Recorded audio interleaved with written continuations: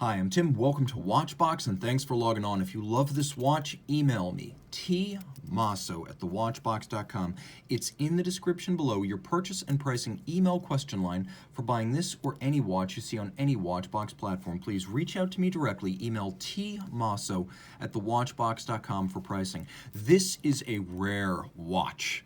The Resonance 2, as it's sometimes called, rose gold movement with the 1212 dial, was discontinued after 2009. The Black Label collection of platinum black dial boutique exclusives was only introduced in 2008, so you can get a sense of just how narrow a window there was to produce this model that you see here. This is a rarity, and I don't care if you're attending Journe Society meetings, you will probably never see another one like it in person. So the watch is 40 millimeters in diameter in platinum, and in terms of thickness, it's 8.9 millimeters thick, 48.1 millimeters lug tip to lug tip, and 20 millimeters is the spacing between the lugs.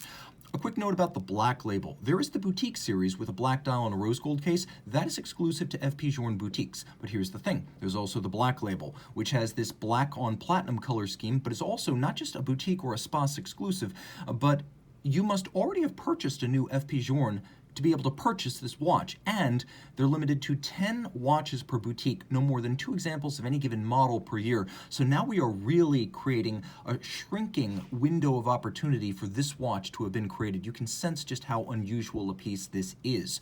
Throwing it on my wrist, which is 16 centimeters in circumference, you can see it wears nicely. Journe watches in the 40 millimeter case size tend to be fairly constrained across the wrist with tightly downturned lugs. So even if your wrist is as small as 13.5 centimeters circumference, you can wear this watch well. It is thin, it does have a domed bezel. It's a dress watch that wears well underneath a dress cuff, but with a combination of white middle case and black dial, it's also got a sportiness to it. You don't need to get dressed up to wear this dress watch. Taking a quick look at the strap, you can see FP Journe factory strap, large rectangular scale gator on the top, black monotone stitch.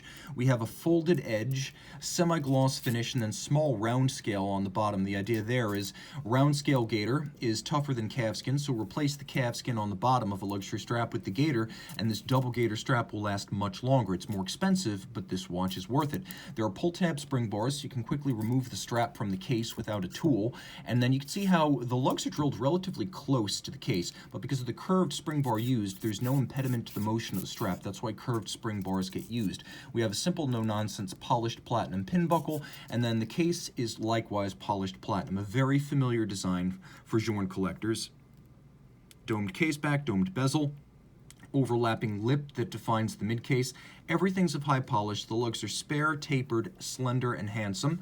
And then, of course, we have not one but 2 examples of the double dimple knurled crown characteristic of Journe watches. There's a reason for that. One is the crown used for winding and setting the watch. That's the one up the top. It's a bullhead winder. The same crown winds both independent movements inside the case and sets the 2 independently settable dials. You can set 2 time zones here. Now, the watch also has a power reserve indicator that works like a vintage marine chronometer. As a result, it progresses towards 0 as you wind it. The idea being that a marine chronometer needed to be wound exactly 24 hours apart from its last winding. So you would need to know how many hours since the last winding rather than how many hours of power reserve left. So a fully wound marine chronometer would indicate 0 hours since it was last wound when fully wound. Now we have these lovely biomorphic style Journe hands that are fired blue with polished cannon pinions underneath, and you can see that the hand for the power reserve is actually polished, so it blends in with the dial.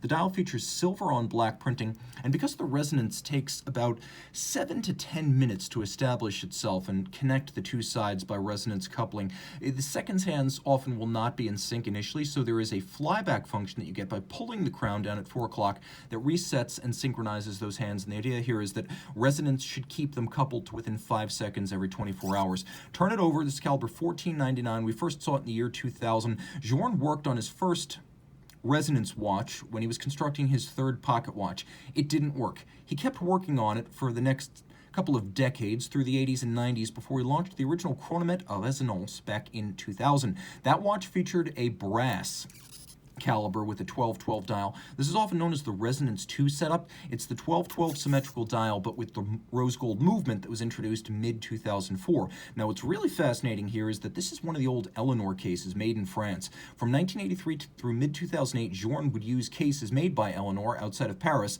which is why you have the Eleanor maker's mark and then the hallmarks of both France and Switzerland on the case. So that was phased out about mid-year 2008, giving you a very close estimate of when this watch would have been made, since 2008 was the first year for the Black Label series. Now, the movement's made of solid gold, so with a platinum case and a gold movement, the watch is hefty. We have 2 barrels, 2 drivetrains, 2 escapements, 2 balances. Independent, they are completely separate, nothing linking them together except the vibrations emanating out from them, which causes the balances to synchronize. They beat in opposition to each other, so if via position or concussion, one should start running fast, the other would by equal and opposite magnitude slow it down, and vice versa. So this is a self-regulating resonance chronometer, and Journe was the first ever, you also have to make sure you wind it enough, Journe was the first ever to achieve this with a wristwatch format, so that was a world premiere. Now, the timepiece does feature 6-position adjustment as well as free-sprung balances, and that means that it's one more position of adjustment than a standard chronometer. COSC is 5-position testing. 6 positions is what you get on the finest of high horology watches, and you can see all of this pivots on 36 joules at 21,600 vibrations per hour, free sprung times 2. There is a little black polished rack and pinion set up at the center. You see that little golden pinion and then the black polished rack. That's used for adjusting the distance between the two of them. So that's used for fine-tuning the effect. You can see that there's mirrored beveling on the edge of the bridges, Cote de Genève across the tops, black polished screws, and then a pocket watch inspired swan's neck style click spring. You can also see the pivots for the barrel arbors, and then caliber 1499, which means the movement is 14 French lignes in diameter. 1999 was the year Journe started work on it, and then 3 is the version. So this is the 3rd version of the movement. Reach out to Tim Mosso at thewatchbox.com for purchase and pricing details. The watch is 30 meters water resistant, so don't swim with it. But then again, that's why you have an Elegant 48, because you are a Journe collector, and this is one of the most collectible Journes.